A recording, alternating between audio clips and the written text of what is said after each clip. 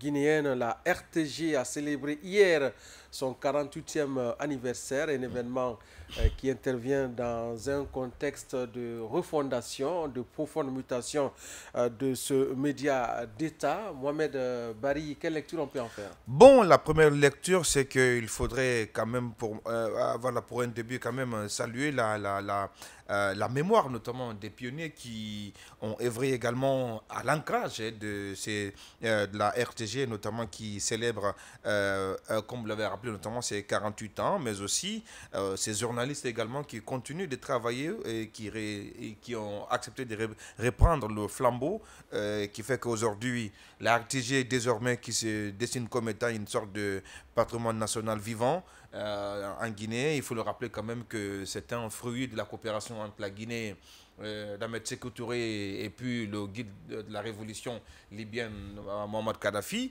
Alors la RTG, comme l'avait dit quand même, hein, que 48 ans, c'est pas petit.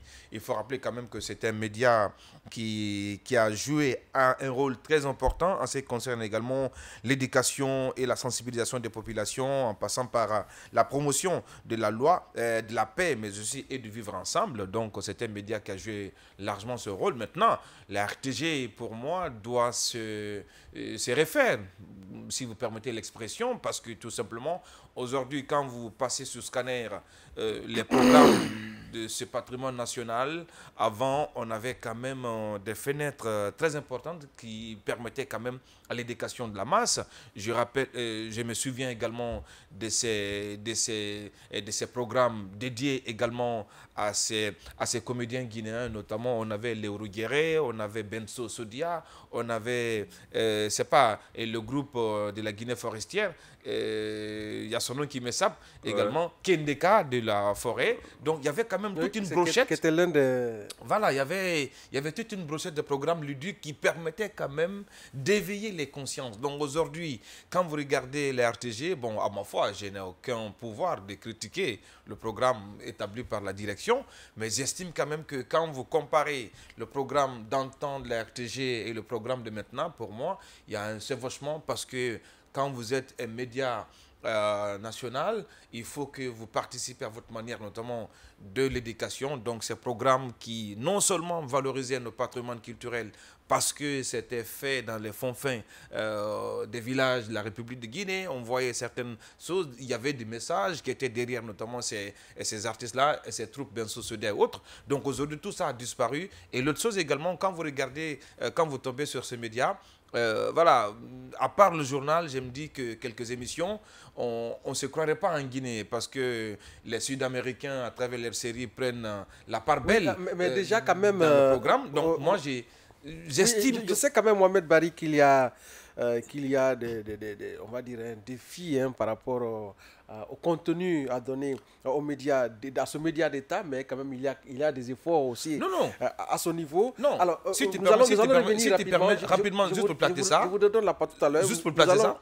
Nous allons rapidement partir avec Bella Oui. Kamano pour avoir son avis sur naturellement l'actualité par rapport à la RTG. C'est bien sûr ces 48 ans d'existence de ce média d'État, une occasion qui a été mise à profit par le ministre, justement, Fana Souma, pour faire un peu un saut dans l'histoire et rendre hommage au premier pionnier, on va dire, de ce média d'État, la RTG. Donc on a vu certaines anciennes figures de la télévision nationale, les figures vivantes, on va dire, qui y ont pris part par rapport à cette cérémonie, mais aussi cette lecture du Saint-Coran pour naturellement prier pour le repos de ceux qui sont déjà partis. Oui, 48 ans, c'est déjà un âge adulte comparé à plus de 65 ans d'indépendance. Je dirais tout simplement que la RTG a une histoire qui est intimement liée à l'histoire de l'indépendance de la Guinée. Il le rappelait que c'est le fruit de la coopération entre la Libye du colonel Kadhafi, feu colonel Kadhafi, et la Guinée. Et il faut aussi rappeler que ce média d'État, donc ce média de service public, je crois, a été fondé vers les années 79, sauf erreur de ma part. Hein. Oui, le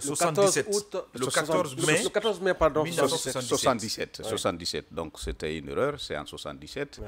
Depuis cette date, il faut reconnaître que ce média d'État, ce média de service public, a fait du chemin. du chemin parsemé parfois d'embûches, puisque vous savez qu'à chaque fois qu'il y a un coup d'État, la RTG a toujours été la première victime par extension, la victime... La première cible, on va dire. La première cible. Alors, oui, mais il y a de bonnes raisons aussi. alors, je rappelle, je rappelle juste pour justifier que c'est aussi un média en partie qui est témoin de l'histoire politique de notre pays. En plus, c'est un média qui est aussi témoin de l'histoire, comme j'aime souvent à le dire, l'histoire politique, l'histoire économique, l'histoire sociale, l'histoire culturelle, l'histoire sportive de notre pays, puisque vous savez que de 1979 jusqu'en 2006, sauf erreur, c'était le seul média qui était habilité dans notre pays à s'adresser à l'opinion. Même si par ailleurs, il y avait des correspondants des médias internationaux, mais jusqu'en 2006, il n'y avait pas encore cette liberté accordée à tout citoyen guinéen de fonder sa radio, de fonder son site, de fonder... Bon, les sites existaient, je crois que les journaux aussi existaient, mais les médias audiovisuels n'existaient pas encore. Alors, la RTG, à travers donc son histoire, on peut aujourd'hui dire que c'est un média de service public qui a résisté au temps, qui a réussi à contribuer de sa manière au développement de notre pays, puisque la RTG, vous le savez, tout comme moi, que c'est la RTG qui très souvent était présente lors des grands événements. La RTG a contribué, il l'a dit tout à l'heure, aux sensibilisations, donc participer à la construction de l'unité nationale, à l'éducation, à l'information aussi. Mais la RTG a beaucoup aussi contribué à transformer le paysage médiatique guinéen, il faut le dire, puisque tous les journalistes qui après sont venus dans les radios privées ont quand même eu ce petit coup de pouce des journalistes de la RTG en termes d'expérience. Il faut le reconnaître. Même si aujourd'hui nous avons cette manie de traiter nos aînés de dépasser, mais il faut quand même reconnaître que beaucoup ont eu la chance de passer dans les petits couloirs de la RTG de Boulbiné où dès qu'ils ont commencé à travailler dans les radios privées, ont eu un coup d'appel téléphonique. Hein? Par exemple, ce fut mon cas. Quand le frère Traoré, quand le frère Traoré était encore, je crois, à la RTG, avant de venir à la radio Djoliba, les toutes premières radios privées qui ont été fondées, il y a la Nostalgie, Liberté FM, Horizon FM, la radio Djoliba à l'époque. Bon, il ne manquait pas de prendre son téléphone pour dire « Ah, je t'ai écouté ». Alors, ces journalistes-là ont contribué en réalité à promouvoir les radios privées à travers leur expérience. Et il ne faut pas aussi oublier que les premières radios privées ont été dirigées par les anciens de la RTG. Alors, je peux vous les citer un à un. Juste pour terminer l'autre aussi, justement, aspect, l'autre défi aujourd'hui que se pose à la RTG, le ministre Financement l'a rappelé, c'est le défi de la couverture territoriale donc, de la Guinée. Il y a des efforts qui sont en train d'être fournis également à ce niveau pour que la RTG... Ce n'est pas le seul défi. Le seul défi, pour que la radio et la télé soient reçues dans toutes les préfectures de la Guinée. C'est un défi technique, mais à côté, il y a un défi humain. Mais il faut le reconnaître. Ce qu'il faut apprécier... Il a voulu en parler, mais avec beaucoup d'hésitation. Non, maintenant,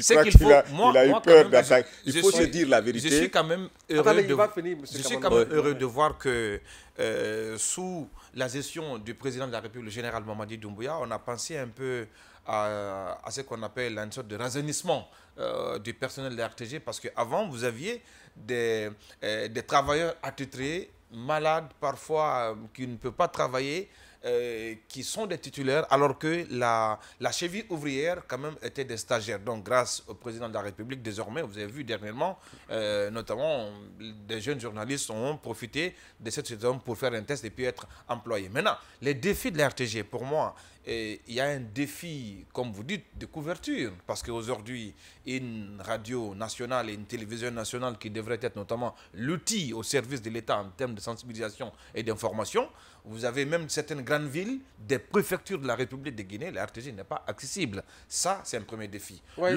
Par exemple, quand nous prenons l'Abbé, il n'y a que quelques mois que l'Abbé a été desservi des villes en signal de la RTG parce que cela fait 10 ans que l'Abbé ne recevait pas les signaux de la RTG via, bien sûr, les antennes locales. Donc ça, c'est un. Et deuxième défi, moi, je me dis, quand vous prenez l'exemple sur des pays comme la Côte d'Ivoire, vous avez quand même RTI 1, RTI 2, RTI 3 qui existent. Alors qu'aujourd'hui, nous, on a la chance d'avoir du local du côté de Boulbiné qui a servi de cadre à la première télévision. C'est vrai qu'il y a eu un transfert du côté de Coloma.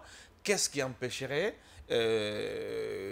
l'État d'envisager, notamment des viabilités. C'est vrai qu'on a relancé Boulbiné, ça existe, mais en réalité, l'attention qui est accordée à Coloma, ce n'est pas la même attention qui est accordée à Boulbiné. Oui, attention, aujourd'hui, c'est mon avis. Boulbiné en termes d'installation, oui, c'est mon avis. n'a rien à voir à Coloma du point de vue d'installation. J'ai dit c'est mon avis. Maintenant, pour terminer, moi je voudrais quand même dire que c'est qu'il y a lieu de passer le programme de la RTG sous scanner. Je ne suis pas en train de dire que nos doyens qui sont là-bas, ils ne sont pas vraiment à la page, mais aujourd'hui, la RTG doit s'adapter à l'évolution actuelle. Aujourd'hui, quand vous regardez des chaînes comme RTS, comme RTI, vous avez un programme ludique qui est partagé entre le passé et le présent. Parce que pour retenir les téléspectateurs, il faut que vous soyez dans le moment actuel. Donc, du coup, le programme, là, il doit être revu pour qu'il s'adapte sur le passé en instaurant des fenêtres, par exemple, qui jettent un regard sur notre passé historique,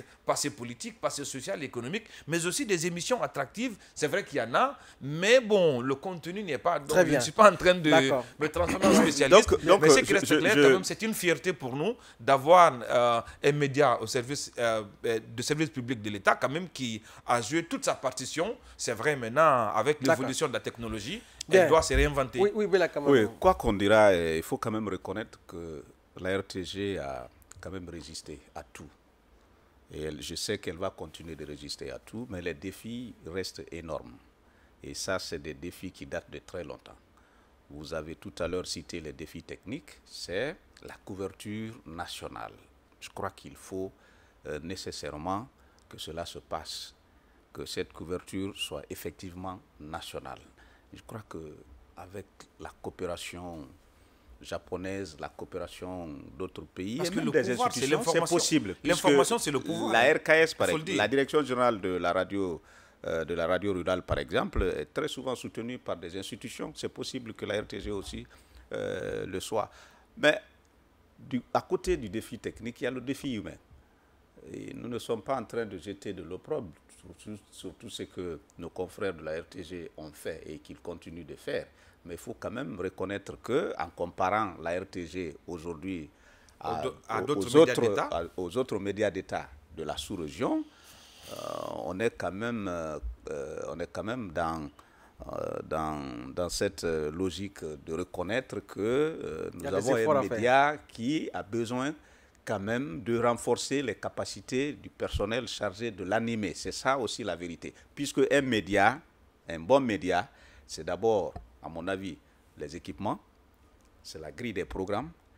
Ce sont les acteurs qui sont censés animer cette grille des programmes. Non, vous pouvez avoir côté une très bonne grille des programmes. Ça, pas de problème. Une très bonne grille des programmes. Dans la grille si vous n'avez pas un personnel compétent pour animer cette bonne grille des programmes, vous ne pouvez pas avoir une grande audience. Très bien. Vous pouvez avoir le personnel compétent, mais lorsque la grille est médiocre, c'est impossible que vous ayez une audience.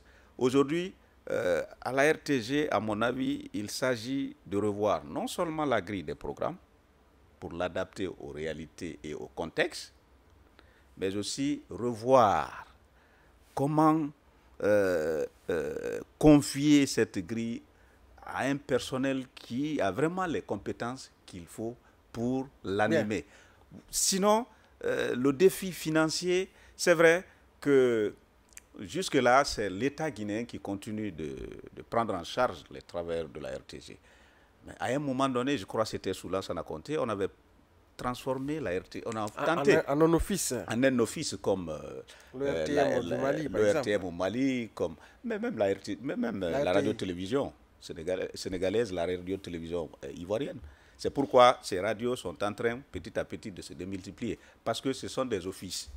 Il faut laisser... Qui ont une certaine autonomie financière. Il faut laisser la RTG... Constituer en réalité des véritables portes d'entrée de l'argent. Bien entendu. Il faut laisser la RTG la possibilité de s'autogérer financièrement. C'est-à-dire que l'État arrête de prendre en charge ses travailleurs, l'État arrête de prendre en charge tout ce qu'il faut en termes de véhicules, de ceci ou de cela, que la RTG s'organise financièrement en créant un service financier, un service marketing, je sais qu'il y en a, mais que ce service se lève désormais pour aller chercher les financements et que la RTG soit vraiment une radio, comme nous le disons dans le monde privé, une radio commerciale, donc un média commercial. C'est qui va être très compliqué. Ça va être compliqué. Ça ne va pas être compliqué. Il ne faut pas que la RTG aussi échappe. C'est en ce moment-là que c'est compliqué.